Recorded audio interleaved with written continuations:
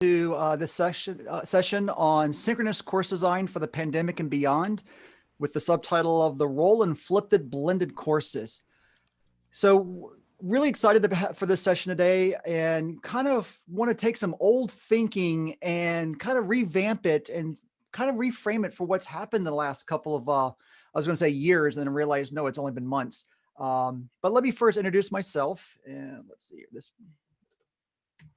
So I am Stephen Crawford. I am the district director for the Maricopa Center for Learning and Innovation, which is out of the district office of the Maricopa Community Colleges. And just kind of give you some context of where I am in the world. The Maricopa Community Colleges is made up of 10 individually accredited colleges in Maricopa County here in the Phoenix, Arizona area. So it takes about 2 hours to drive from that corner where Chandler Gilbert is in the southeast corner, all the way out to the one near Goodyear at Estrella Mountain. It's about a 2-hour drive. It might be an hour and a half if it's on a weekend at like Sunday morning at 2 in the morning, but it's a big area, and we're one of the largest community college districts in the country. And so it's a very interesting challenge that we have here. So here's our goals for the session. We want to identify key issues related to flipped and blended learning, describe how to integrate synchronous and asynchronous components in a blended course. And we're going to define some of those terms to kind of maybe give them some new meaning in today's reality.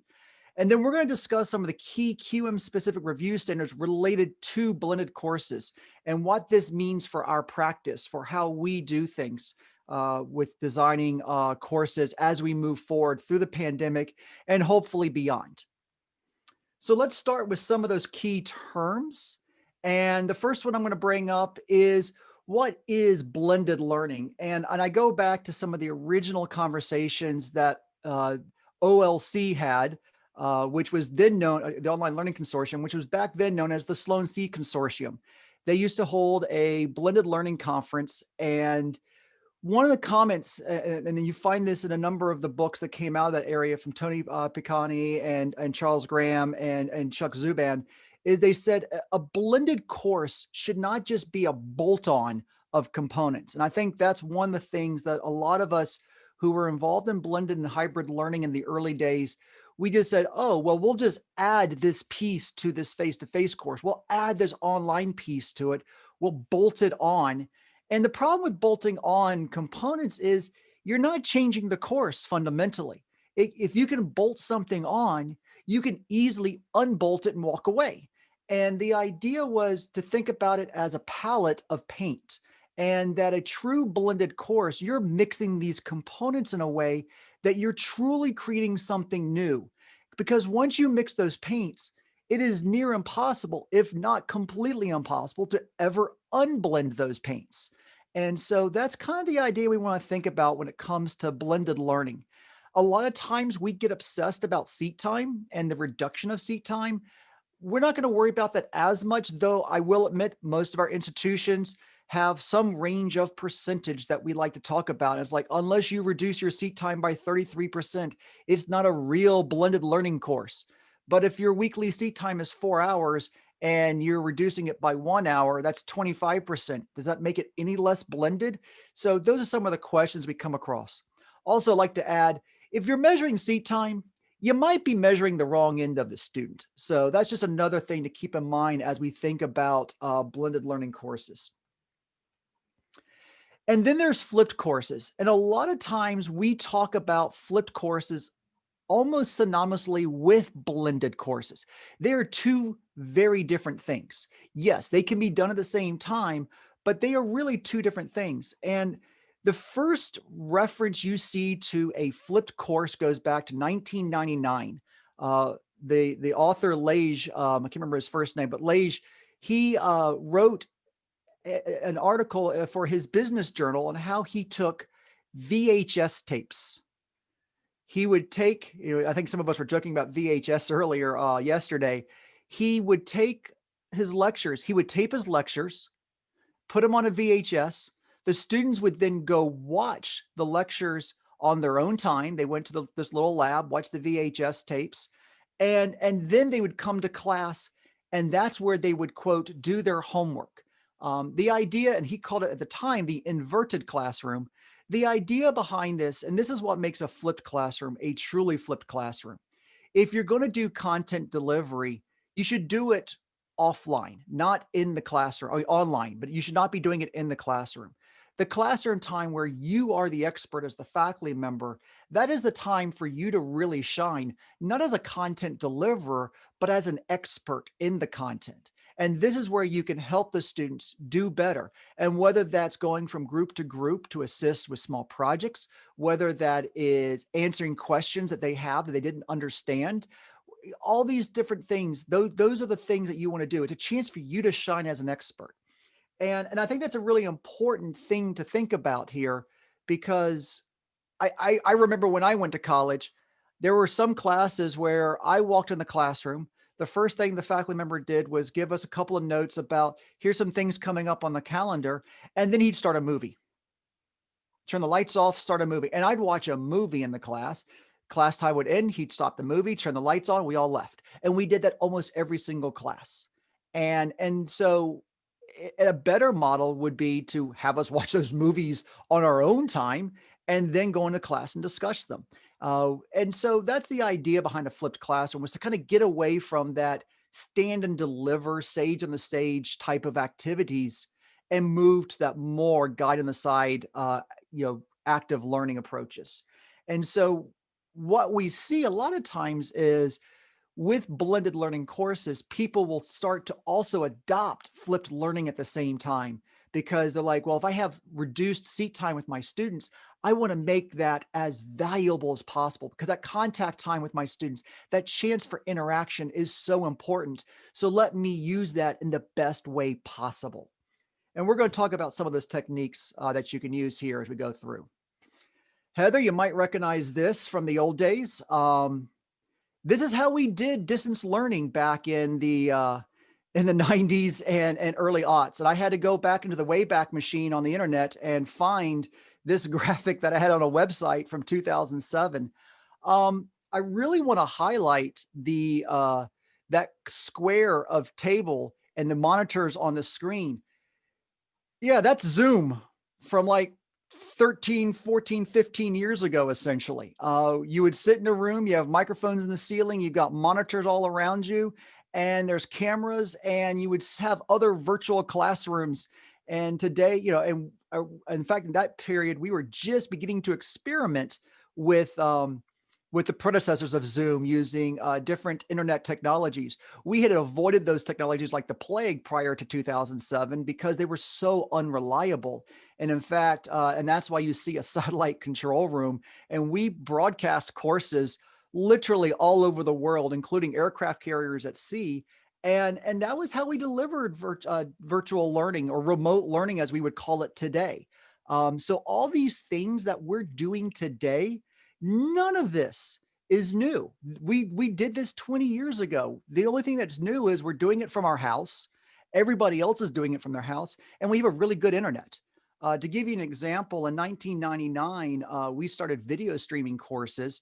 And what would happen? So the classrooms we had for the regular satellite classes, those rooms, we had one-way video from the main studio classroom with a live studio audience of students, and they would broadcast to community colleges all over Virginia and even Washington State and Olympia and all sorts of military bases and other community colleges, and including here in Arizona at Yavapai. And then there would be a two-way audio bridge over the phone, because we couldn't do this. We couldn't get the audio back. So with that setup, our students who were on the internet, they had a lag time of minutes. So they're watching this video stream that's coming across the internet on their phone modems. I mean, we're talking, we're not talking megabits yet. I mean, we're talking a very, today it'd be painful for, our kids would roll their eyes if they had to use the internet that we had back then. They'd use what we call high-speed internet, and then they would communicate to the classroom via chat. And we had a student who sat in the room who would then be the voice of the student. The only problem is sometimes those questions were coming in 3 to 5 minutes after the faculty member had moved on. And so we had to have a human in there to kind of monitor and go, okay, that question's already been asked, so I'm not going to ask it on behalf of that student because they're going to get that answer in a few minutes anyway. Thankfully, we've moved on from that, but you know, a lot of what we're doing today, again, it's coming back to these principles of a virtual class. So the next thing I want to do is I want to take an activity here, and I want folks to put into the chat when we say, you know, we like to use the terms in the classroom. We like to use the terms, you know, online. I want to think about things differently. Let's think about asynchronous versus synchronous learning. And so from that mindset, what are things that your students can do on their own time, in their own place, for learning purposes? So what are some examples you guys can drop in? And I'm going to give you, just to get things started, I'm going to drop in the very first one, and that is watch video lectures. So what are some other asynchronous ideas? Oh, good. I'm going to try to keep up. I'm seeing readings, discussions, if I can spell, homework, assignments, quizzes. Try typing.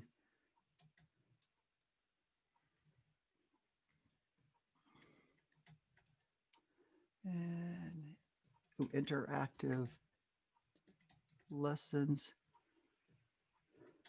Well, I like the photo essays. Group work. And I should have set this up as 2 columns, but that's okay.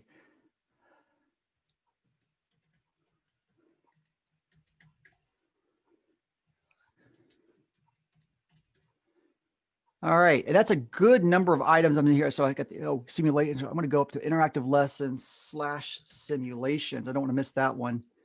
And then online tutorials / practice exercises. So yes, there's a lot of things that our students can do. And what's really nice about this list, I'm even going to go so far as on quizzes, I'm going to say exams.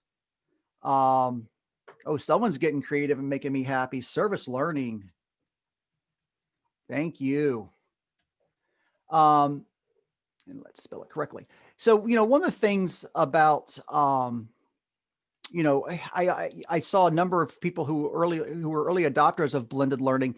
What they would do is they would do all these great things online, but yet they'd make the students sit in front of them and take the exam. And I'm not going to promote the spyware software that a lot of people are using, but there are a lot of ways to do exams online that don't involve spying on students. All right, so if these are examples of asynchronous learning, let's talk about what are some examples of synchronous learning. So what would you guys think of that these are the things that are done best in interaction live? And I'm going to start off with one of them that is on both lists because I think it's a good one to start with, and that's discussions. So what else do we have? Labs, yes. Group activities again. Oh.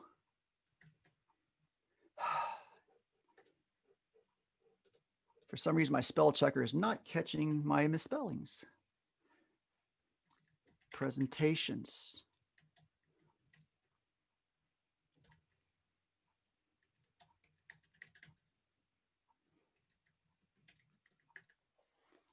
All right. Ooh.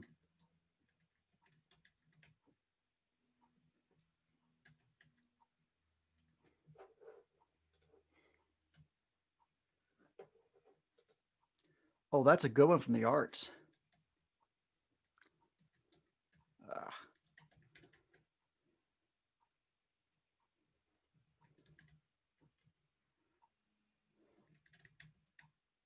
I'm just going to say problems not.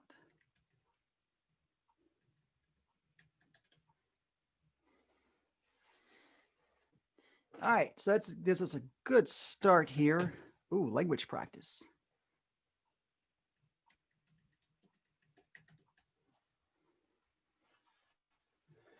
So when we look at these two lists of things, you know, this is where creativity can really come into play. When I first started developing online programs, one of the things is foreign language could never be done online because of language practice was one of the comments made. Uh, Unfortunately, then some of the folks realized, because they say the students speak the language so much in class. And then in reality, you discover there were people like me who did a really good job of just being a syllable behind everybody else in the class. So I hid in the group voice. And so everyone thought I was doing well. I was just actually faking my way through the course, hoping to get my C and move on.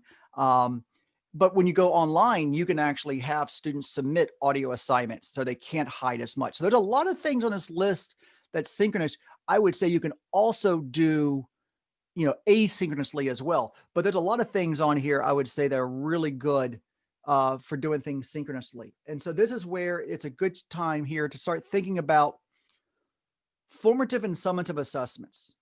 For those of you who don't use these techniques much, I will tell you that for a flipped classroom, especially, formative assessments is how you can really make that in person that synchronous time so much more valuable. So what I mean by that is um, when there's a concept in flipped classrooms and in flipped learning that we call the ticket in process. And so what will happen is um, I might, as a faculty member, have you review a bunch of content. You've got to read these assignments, watch these video lectures I put together, etc. And I may ask you to take a quiz so that I know you comprehend the materials. If you can't pass, so if you take and it's an ungraded quiz, it's a formative assessment. I just want to know where you're at. And so you take this quiz prior to coming into the synchronous session. And then I look at the quiz grades, or not the quiz grade, but the results from the quiz. Because again, it's not graded. I look at the results in the quiz. I can automatically start that synchronous session knowing where there are going to be questions. And so I could start that session by going, I see where a couple of you all had some questions and were unsure about this topic. And I can go zero in on those exact areas and not, and that way, because a lot of times we go, does anybody have any questions? And no one raises their hand because of the fact that they're like, no, I'm not going to raise my hand because I read everything. It made sense to me. But then when you challenge them with a formative assessment, you make them make a decision on something, and that helps you understand if they understand. And because it's not graded, yes, they may not take it seriously, but the thing is, those who do will help you get it where it needs to be. Another thing you can do for formative assessment is maybe it's part of a group project and you're required to bring in certain, go back to the photo essay. If you're doing something on, say, environmental science, you may ask the students to take pictures of certain types of things that they're going to bring into the synchronous session and then use that in group work to build an understanding of what's going on. So it doesn't have to be a quiz. It could be anything, any activity that shows their understanding and something that can be useful to influence what you're going to do in the session. This is completely different from a summative assessment, where the summative assessment is, did you learn what you were supposed to learn by now? And those are your exams. Those are your end of the semester projects. Those are the ones that are the high stakes, has all the grades attached to it. And so I just want to make sure that we have an understanding of the difference there. So let's talk about the QM standards and what they have to say about blended learning. So there are 7 standards that, if you go through the annotations, have specific instructions for what to do with blended learning. One of the things I want to note is that when you do a QM course review, you are looking at the evidence in front of you. And so that's a very important thing, because remember, we're not evaluating a person's teaching. We are reviewing the design of their course. And so that's why there's no QM rubric for face-to-face, because while there are artifacts, there aren't as many artifacts to review as there are for an online course. And so when we look at a blended learning course, we have to kind of walk that line, because we know there aren't going to be artifacts of a synchronous session, but we do know that there's going to be artifacts of the online portions. And that's why when you look at this, we're going to zero in specifically on 4 of them. Do the instructions make clear how to get started and where to find various course components. That's a very important one because you're kind of, you really want to show to the students how this course works together. When you look at 1.2, again, learners are introduced to the purpose and structure of the course. And that could be super, super critical here during the pandemic, because a student may go, well, are these online sessions via WebEx and via Zoom and and Microsoft Teams or Google Meet or whatever tool you're using, are they required? Do I really have to be there? Can I pass the course without doing that? If you don't articulate those things, that can be a very difficult proposition. And once you do go back to the classroom, you will find that that you do have situations where the students are like, well, is it optional? What if this? What if that? And yes, JJ, I agree completely that the rubric is applicable to face-to-face courses, but I'll come back to the review part. The artifacts aren't there. And that's why I want to hit 4.2 on that artifact. That relationship between your use of instructional materials in the course and completing those learning activities is clearly explained. When you think about what's happening in a face-to-face course, you kind of just like, oh yeah, I need to mention something, and you throw it out. There's no artifacts of that. There's, because that's not part of the design unless you have that written down somewhere in the syllabus. But when you are doing this as an online course, that needs to be clearly articulated. And we're going to talk about a technique for doing that. And then, of course, 5.2 talks about the learning activities provide opportunities for interaction that support active learning. And so if I was to pop into here, again, we're talking again that the course uses both online and the face-to-face setting. Again, we're using using the terms that I think are about to kind of go away. The learning activities occur, the two settings are connected by a common thread. And that's a very key phrase in 5.2's annotation, that common thread. And we want to talk about creating that common thread. So again, I know I made my joke about seat time. I'm not going to make it again. But when we think about face-to-face courses, this is how we traditionally think about them. We think about, oh, I have a 3 credit hour course. I have my students who sit in front of me for either an hour and a half on Tuesdays and Thursdays, maybe Mondays and Wednesdays. Maybe it's an hour on Monday, Wednesday, Friday. But bottom line is I have them for about 3 hours, and I have them in front of me for 3 hours. And then I look at the homework time, and typically most institutions say that you should be doing, for every hour you're in the classroom, you should be doing 2 hours of homework. And that's what how our policies are written. And that's what leads us to that total time of a student should be taking 9 hours for the course. Now, when you look at it from the blended course point of view, you see that, okay, I'm going to reduce my seat time by 1/3. That means I'm taking 1 hour of classroom time and I'm moving it online. And this is how we've always communicated how to do a blended learning course. You reduce the classroom time, you increase the online time, and the homework time just magically never changes. So I'm going to propose we think about this very differently going from this point on. And we think about it totally about synchronous time versus asynchronous time. We stop getting rid of this in-class homework and online. If you're teaching a traditional face-to-face 3 credit hour course, that means you have 3 hours of synchronous time. And that synchronous time may occur in the classroom. It may occur online, live online, like we're doing now. And it may also occur in a combination of the two in a high flex type of model. But the bottom line is there is an expectation that the students will be in a certain time online in front of you in some method for 3 hours per week. And then that they're going to be on their own doing other stuff, whether that's homework or other items for 6 hours. And so if you're doing a blended learning course and you're reducing that by 33%, you're going to reduce that 1 hour of synchronous time. You're just going to move that 1 hour to asynchronous. You're still going to have that rigorous course at 9 hours of work for the student. You're just reducing the amount of synchronous time. And I think that's a very important mindset to make, Now that we've kind of moved into this pandemic era and we've accelerated some of our thinkings, this is the evolution I think that needs to occur, is that we need to stop thinking about all these different categories of online, in class, this, that, and the other.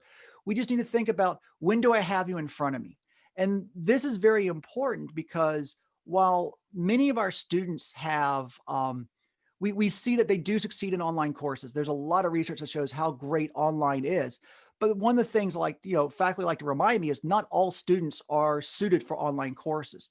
And I agree. They're not self-regulated. They don't have the ability to do scheduling, especially for our younger learners. But we do have a number of learners who do not like synchronous learning. They don't like that time. They would rather be fully online. So this is about making sure we have the right courses for the right students. Also, if you take a look at today's Inside Higher Ed, there's an article in there today where they're beginning to talk about, how do we transition this into the long-term thinking? And this is, I think, the idea. If we start thinking about courses between synchronous time and asynchronous time, it will help us tremendously. Okay, so we've talked about all these different things. What does this mean for course design itself? So let's approach our synchronous time. How do we use that to our best advantage? And let's talk about that thread from 5.2, that common thread. The model I like to think about is kind of pre-class, class, post-class mindset. And that is, there are things that students need to do to prepare on their own for that class time or synchronous time. And then you have that class time where they actually use that, whatever they prepared for, they actually do it.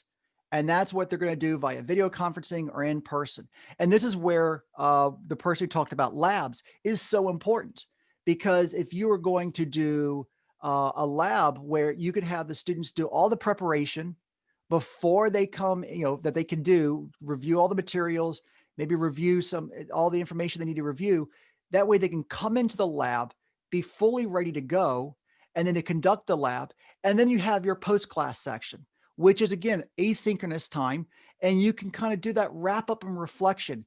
You don't want it to go, okay, class is over, we're done with that, we'll start on the next thing. You want there to be a flow of some sort. And so one of the ways I like to represent this is through this diagram of that you should be flowing from asynchronous to synchronous, back to asynchronous, back to synchronous, this nice flow in the class, so that that way the students understand the ebb and flow of the course. They understand, I prepare here, I get ready for the synchronous time, I'm right, you're providing that regulation with that schedule. I come into that synchronous time, we do something because that what I did before class was valuable. It wasn't just an activity. I think one of the worst things we do is ask students to read a chapter, and then in the classroom, we lecture on the chapter. We tell them what they should have read. No, if we hold our students to a standard, they will meet those standards. Whether it's high or low, they'll meet them. And so and then the thing is, once class is over, that synchronous time is over, what do? If you just go, okay, that's it, get ready for the next chapter, you're kind of paying an injustice to what you just did. Let there be a reflection period. That way, if there's any assignments due, give them that asynchronous time to wrap it up. And then you can provide back, and then you kind of switch gears in asynchronous time and flow to the next one. So I've got a specific example that I was working on. So one of the things is that, let's say you have your learning objective. And your learning objective is, and this is how I kind of like to plan things out. And for the record, these slides are on the QM website. And there's a handout of this that we'll talk about more, that you can use as a Word doc in your own course building. So, you basically, you're going to try to, your students are going to build something. They're going to develop a unit of training using an ISD process. And so you may have you go, okay, what do I have? I want students to watch video lectures because I've got presentations on these that I've put together. I've got sample plans I want them to look at. Maybe there's a chapter as well. I didn't have room on the slide to throw that in there.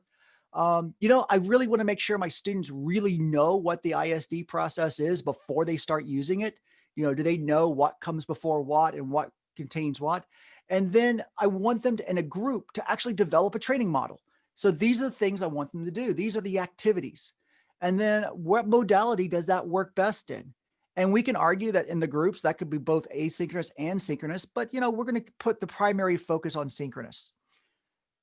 And then I look at the assignments I have. I want them to demonstrate that comprehension of the ISD process first, and then I want them to develop a unit of training. And then that final assessment obviously will be to develop that unit of training. So this is kind of the flow as we think about what are we going to have people to do. So then you're going to plan this out. And then this is, let's say this is over 2 class sessions. So obviously the topic, and this is just a little snippet of what could be done. They're going to look at they're going to view that online lecture pre-class. They're going to review the ISD process. And I might actually send this to the students directly and say, this is what you have to do.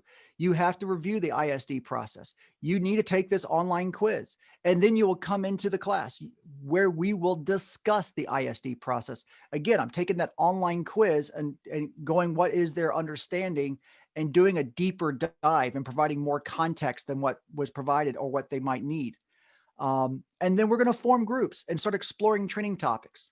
And then there's going to be an online quiz that's due. That's obviously before the class, but the groups are going to submit a topic area for their training unit. And I might have them do that either at the end of the synchronous activity, or I might say, you know what, take an extra day or two, depending on if this is a weekly course versus every, an hour every other day. I would say, okay, now submit your topic area online, hammer it out and get it submitted. And that now brings us next to the next week, where they're viewing online presentations about using the ISD process. First, they were learning about it. Now they're learning about how to actually apply it. And they're going to start assembling their resources, develop an assessment plan, and then they're going to actually develop that plan. They're going to bring those resources into the synchronous activity. This way, and maybe again, using the tools we have, I could create breakout groups, send them out to their groups. As the faculty member, I can bounce from group to group to group, offer them advice and have them answer questions and provide a critique as we go through. They all can get that individual small group. And then we can bring everybody back together and and have them present their plans to each other. And that's okay. And then when the class is done, they have a chance to finish up their assessment plans and then they do that in the post-synchronous time. So I want to make sure I leave time for questions. And I also, if the QM facilitator, if Irene, if you could put in the chat how much time I have left, I forgot to start my timer. This is, there's a Word doc in the resources area, and I want to make sure I leave time for questions. So there's a Word doc that you can download that says, okay, let's think about how would I put this together in a course? And I put it together by weeks, and you can download this. And I see some questions coming in, so we'll answer those here in a moment. And then also, if you want to think about it from an integration work, with the different learning objectives, I probably should have these reversed, but starting with that learning objective and then what goes where. So let's see here. Judith asked, what are some best practices of making students accountable for the pre-work that is required before the synchronous session? So again, that ticket in process, I think, is really important. What we discovered in a lot of the studies that have been focusing on this type of learning is that the students will react to how you behave. And so, for an example, if you don't value those low stakes formative assessments, then what will happen is that they won't value it either. So if you cite the quizzes, if you cite those, let's call them surveys more than quizzes. If you cite those surveys that say, hey, I saw where half of the class had questions about this and had some uncertainty. Let's talk about this more. The students will realize, oh, this is a valued piece of information, and they will do that. In the physical classroom, I've actually seen faculty stand at the door, and if the student didn't bring the piece of paper that had all the answers written out, or they didn't taken the online quiz yet, they physically would not let them in. And that's a model that I've seen a lot of faculty use. And when you think about today's video conferencing environment with the waiting room at the front end, you could actually go through. hey, you haven't done this 5-question quiz yet or 5-question survey yet. Please go do the survey. And once you do, and I see you've done it, I will let you into the classroom. I've seen faculty do that at different levels from the community college through university. Um, I don't know if I would do that personally, but I know it works for them. And so that's a really good one as well. Um, I think again, it's like how we treat readings. I think a lot of the reasons why students don't read chapters before they come to class is why read the chapter if, and I've been in those classes where we're going to read them aloud in the class anyway, or we're going to have the faculty member pretty much lecture on the chapter section by section and is like, well, why read the chapter when you're going to tell me what I need to know anyway? I think it comes down to that. And that's one of the biggest mistakes we've seen with faculty doing flipped learning is that they go, oh my goodness, the students did not read the chapter or they didn't watch the videos. Now I have to lecture on all of that, shove it all into that compressed synchronous time and do the activities I had planned. And we call that a class and a half. You know, sometimes the best thing you have to do is say, you didn't do the work, you're going to be behind and you're going to get the grade that you deserve. And we do see where faculty where they, you know, they're like, oh, I'm nervous. This is obviously pre-COVID. They're like, oh, I'm nervous. Well, my course evaluations go down. And we've seen in a lot of studies where people were implementing blended and flipped learning, where yes, the course evaluations did go down initially. The students complained, I felt like I was teaching myself more than I was being taught. And that's because they knew the students in the class before, and they didn't do it that way. And then what happens is the second semester, the evaluations go up. Now, the funny thing is a lot of times the evaluations went down, but the grades went up. And then that second semester, the grades stayed up and the evaluation started to increase. And often by the third semester, the evaluations and the grades were higher than they were before you flipped the classroom or before you went to a blended model. So I think a lot of that has to do with the fact they go, this is just how it's done. And the comments that the students make once they settle in with this model is that they see the faculty member as so much more valuable in the end, because those students in the beginning, they see the faculty member often as a content deliverer and just regurgitating content. But when you get to that higher level, the students are going, they're an expert. They know everything. They could answer any question I had on the spot, and they just helped me get through this. And so it does change that relationship. With this being a pandemic, you know, there's an old saying, never let a good crisis go to waste. Nothing is normal anymore. You can get away with making extreme changes in your course for the better and have that work out. And so this is the best time, in my opinion, to do some of that. Are there any other questions or muddiest points? And that's why I have the picture of this nice mud road. Are there any muddy points that you're kind of getting stuck on that you want to ask about at this point about how to do things?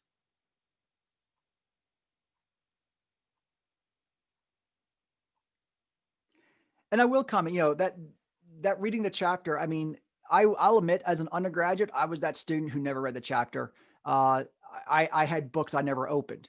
And nowadays we have another problem. The students can't afford the books. And so for those of us who are fortunate enough to use open educational resources, that is a very, very big thing to do.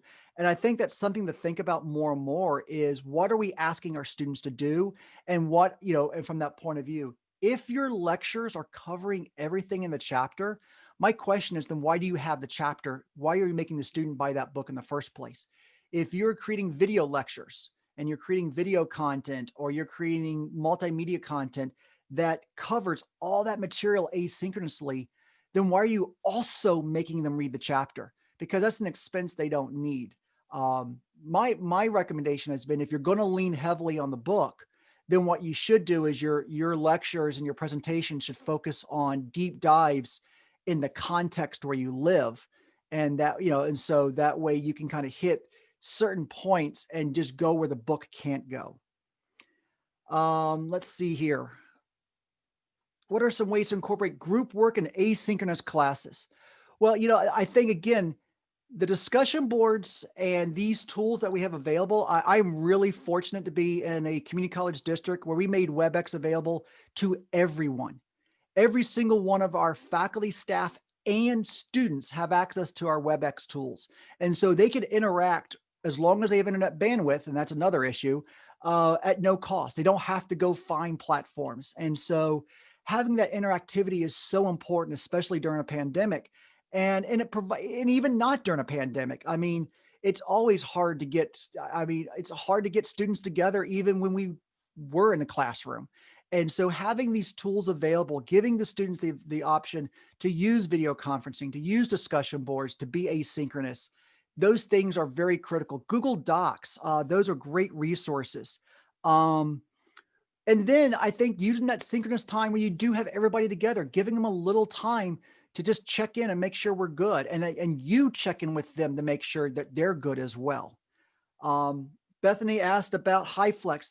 You know, when I first rediscovered HyFlex in the very beginning of mid-March, with everybody else, I did a deep dive. I read a lot of the material on it, and my problem with, I think I'll start with HyFlex. I think is a really interesting model to help us, to help our students make that choice between, do I go in the classroom or do I do this online? But the bottom line is both activities are synchronous.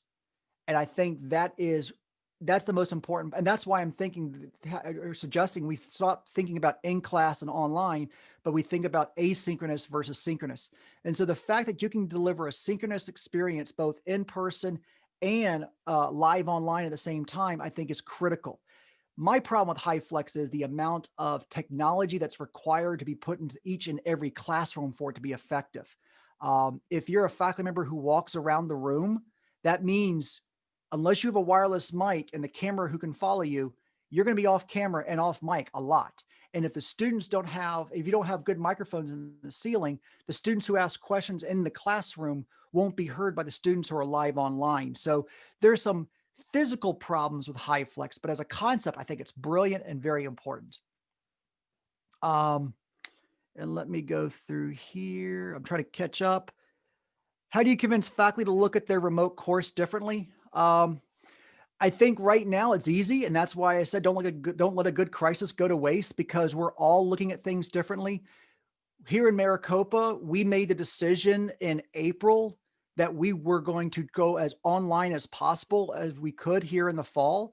And some of our colleges were already beginning to do 8-week courses. So what they decided to do was anything that was face-to-face would be only in the first 8 weeks of the semester. And then everything would be online or live online in the fall. Some colleges have achieved 91% online courses in one way or the other, either live online or regular online. And a lot of those colleges are doing the exact same thing in the spring. They said, you know what, we're not even going to try in the spring. I think it's one of the benefits of not having to worry about dorms and some of the auxiliary services being a community college that a lot of our universities have, but that's just something to keep in mind. So I think this crisis, we don't know how long this is going to last is the answer. And the thing is, we don't know. And we're seeing schools, if you read Brian Alexander, schools are still, they're toggling right now. They're making the decision yesterday that, yeah, we can't do this online, this face-to-face thing anymore. We have to go online. And so by thinking in the synchronous versus asynchronous mindset and preparing from that point of view, I think it sets us up for better successes down the road, because we don't know. Most people don't know what spring's going to look like still. They have an idea. I mean, we know Arizona State University is going to rinse and repeat, for lack of a better term, what they did in the fall, in the spring. We know, and again, a number of our colleges, like that one I mentioned about how the first 8 weeks was face-to-face. Well, they're doing the inverse in the spring. The second 8 weeks is the only time they're going to do face-to-face. So by having this flexibility and not getting obsessed about in-person versus online, thinking, and I think that's going to be the key thing, instructional designers, that key piece, just get people thinking synchronous versus asynchronous. Who cares if it's video? Who cares if it's in person? Yes, there's going to be some limitations, especially in the labs, but if you can just kind of get over that first hump, I think you're in a good spot. Let's see here. Do you see any indications that synchronous online courses are here to stay? I think the answer is yes, Lori. I think they do serve a significant population. It's the reason why HyFlex was a popular idea years ago to start with. The idea that a student who, and again, living in a metropolitan area, or heck, living in a rural area where getting from one point to another could take an hour. If I am working and I get off work 30 minutes late and I can't get to my 6 o'clock class now, but I have the option to stay where I am and do it online, I think that is synchronously online. I think that's a valuable experience, especially considering the fact that I might prefer to be synchronous because of the fact I'm not self-regulated enough. Um, I also think about that point of view of again with the flu. Let's get off the pandemic. We have the flu. People are sick. How often do students come to the classroom sick who shouldn't be there? If there are a number of times I just think about myself, they're dealing with kids. They're dangerous to drive because they're exhausted, but they're so committed to their education. Also, a lot of our students are stuck with transportation security issues. If they miss a bus, they can't get to the classroom. If they can't get to the classroom, they can't participate in the class. So I think these synchronous online activities are going to be valuable for those students because they go, I missed the bus. I can stay home. I can still do my class. I can still succeed. Any other questions out there?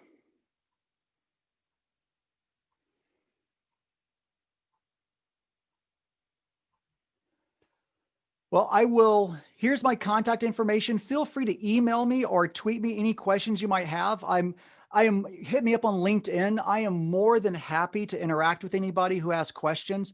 If you want to explore this area more, feel free to talk to me. I really want to see, one of the things I'm really excited about is the opportunities for us to collaborate. And the fact that we're not in a room together to hand out business cards and have conversations about what you're doing, or maybe questions you have that you aren't willing to ask or don't want to ask in front of others for sensitivity purposes, feel free to reach out to me either on LinkedIn, on Twitter, or via email. And because I really think that as we look forward into the pandemic, as our keynote speaker said, this is an evolution. And this is an opportunity to do some things that we probably should have been doing years ago. I had an opportunity to participate in a face-to-face event last week, scary as it is in downtown Tempe, Arizona. And the number one comment that came up was, oh my goodness, we should be doing this way from here on out. This change should be permanent. There are a number of changes we also said should never occur again if we can help it. But there are a lot of things we're like going, this is an opportunity to not, March was about surviving. April was about surviving. This summer was about preparing. And as we move through the fall, we should now be trying to adopt new mindsets on new approaches to do things. And that's why I really wanted to propose and think about synchronous course design, because this is, I think, synchronous online courses. We did this in the 90s with telecourses. This is ITV, all those old Teletechnet from the old Dominion terms. Everything old is new again. And this is an opportunity to rethink it in a new way. Thanks, Stephen. That was a great presentation. Thanks, Heather. Yeah, I know it just reminds me of the Teletechnic days at ODU. So yeah, Heather and I, we won't say what decade it was in, but it wasn't this millennia. Yeah, that picture was great with the square with the, we did a lot of our grad classes like that.